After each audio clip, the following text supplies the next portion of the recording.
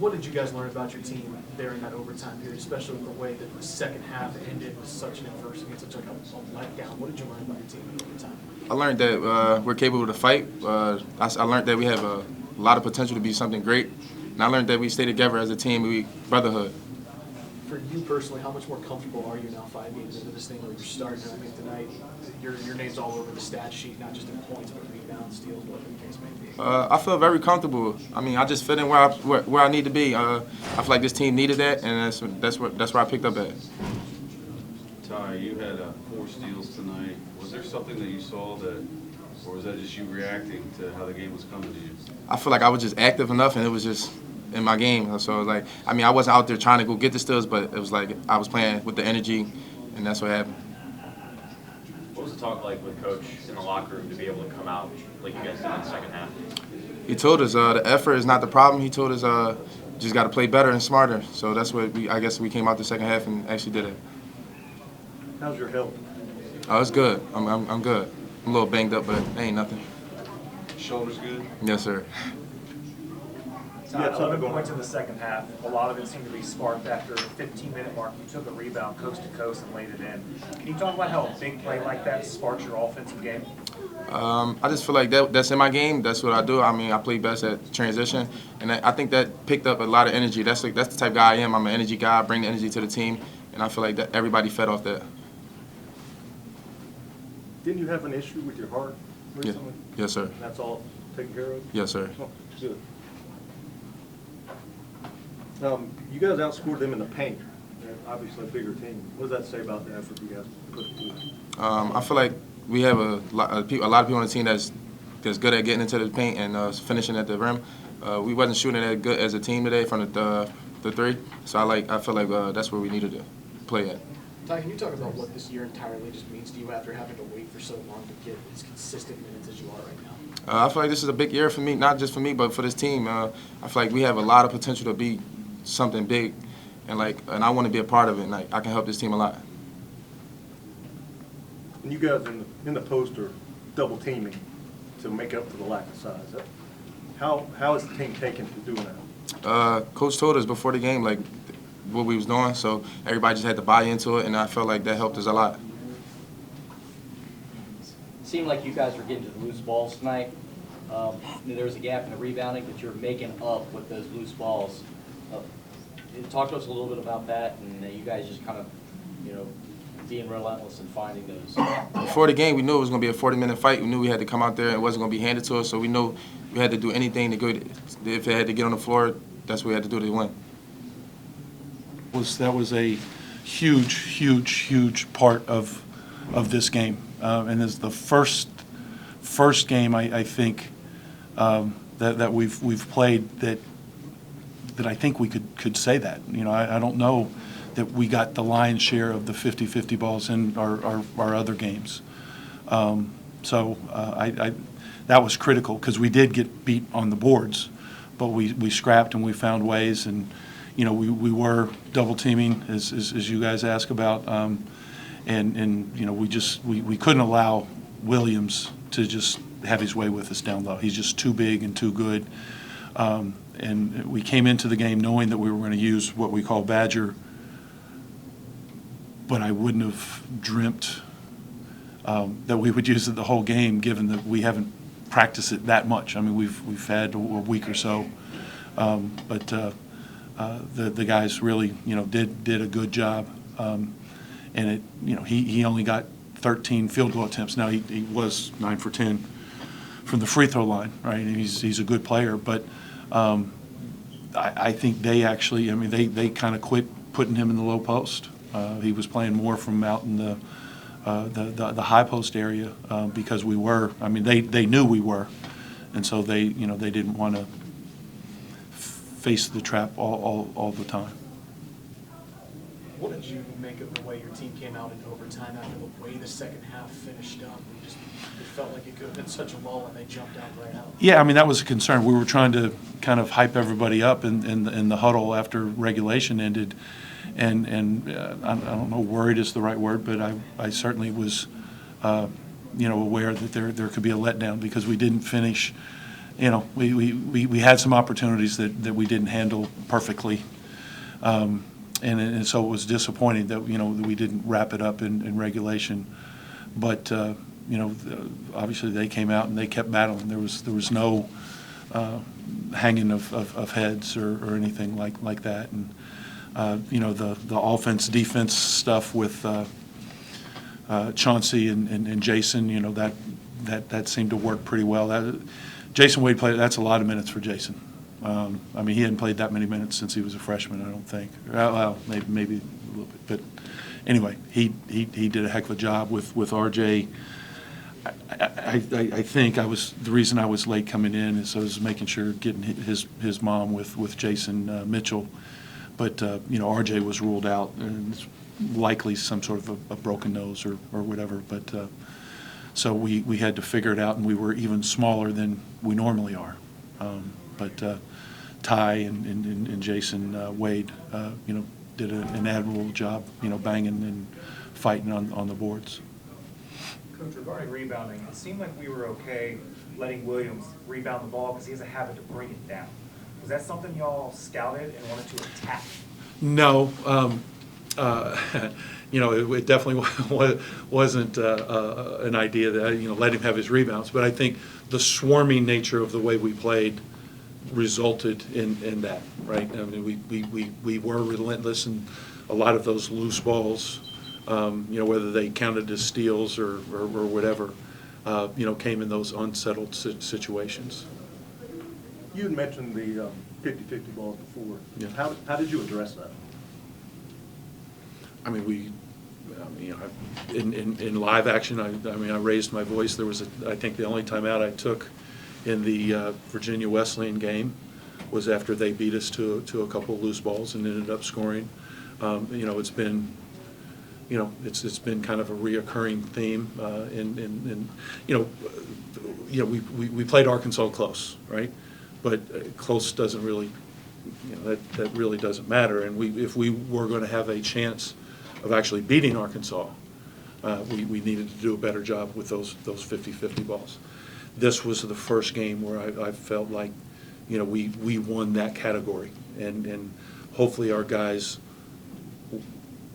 learned, or at least took another step, how important that stat is going to be for this particular team. It's always important, but creating additional possessions is huge. And you can get some by steals, you can get some by offensive rebounds, but getting to those 50-50 balls, not only does it help your defense, right? Because it seems like a majority of the time when the opposition gets a 50-50 ball, they beat us to a loose ball, they end up getting it out and making an open three in an unsettled situation. That's it's always a big deal to me, right? It's just kind of one of the things I really focus on. But for this team, I think it's an even more important factor. So you're not doing the drill where you roll a ball out and have two guys go after it? I thought about it. Yeah. No, I thought about it. I thought about just forget about the two guys, just roll it out and dive on the floor. And we watched film. We did everything up to that. I was saving that one. I'm not saying that we won't use that, but hopefully we don't have to. Maybe we learned that lesson without going that old school. Your defense forces 18 turnovers, but your offense also protected the ball with only having 9 turnovers. Was there anything different you did today, or what would you credit to that? The only thing different we did today was Badger, was doubling in the post. The other thing we did was to try to get a little bit more athleticism on the primary ball handler, is rather than have Vashon, we kind of Anderson for Ball State got 29 points, right? L. Ellis for Arkansas got a bunch of points, and then obviously Lee for Princeton, 21 or whatever it was that he had. So we felt like we wanted to take Vashon off of those primary ball handlers that, those guys, are just really quick and athletic, and put him on somebody else. And Ty actually started off on more Justin Moore. But then we rotated different guys, and then down the stretch, it was Emo who did a great job. So those two things, the badgering and a little bit different matchup, I don't know that, that either one of those, I think quite honestly is our guys,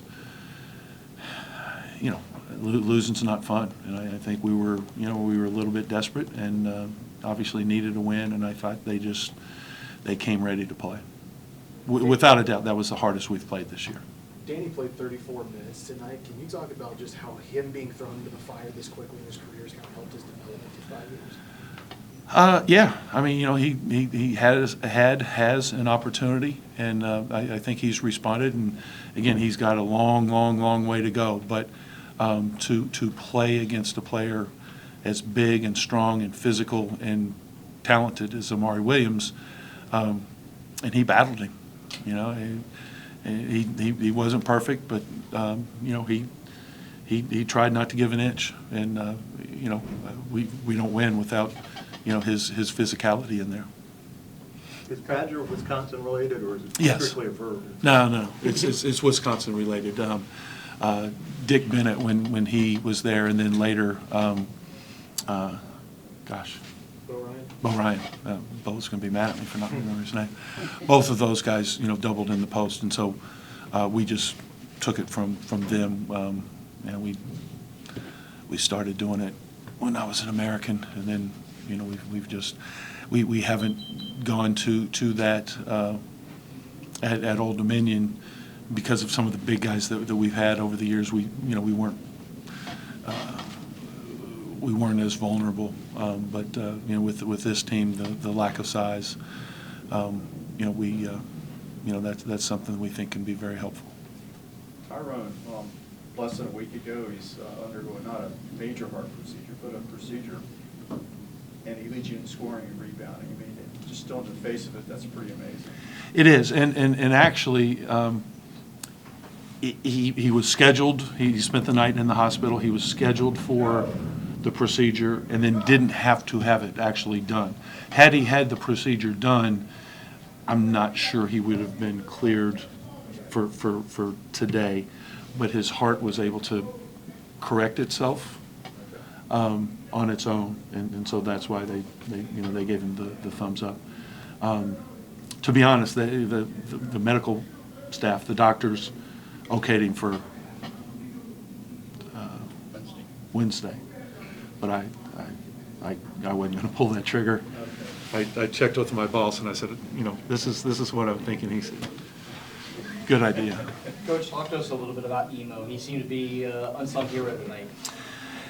He came in and you look at the stats, right, and it's like it doesn't really nothing really, except for the fact that while he was in there, we played some of our best basketball, and so. As a defender and facilitator, he kind of got off to a shaky start in the first half. I mean, he made actually it was the second half, a bad turnover, but particularly with Chauncey having these foul difficulties, we went with Emo, and I think he settled us down, and he was an additional ball handler, but he wasn't trying to do too much. I thought in the first half.